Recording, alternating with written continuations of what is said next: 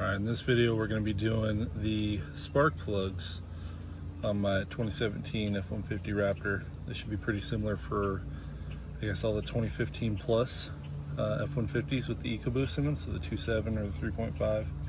Might even work on for the earlier ones. It's going to be fairly similar because while they have deviations from the years, it should be pretty similar. But what I want to highlight in this video is, we're going to do the spark plugs, and I am tuned. I do have a Cobb tuner.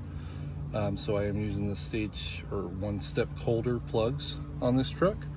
I did put those in when I first did the tune on the truck, just because that's what everybody recommended, is having the 1 step colder plugs. So we're going to do those again. Put about 20,000-30,000 miles on it since I did the tune initially. But what I want to highlight in this is the Cobb tuner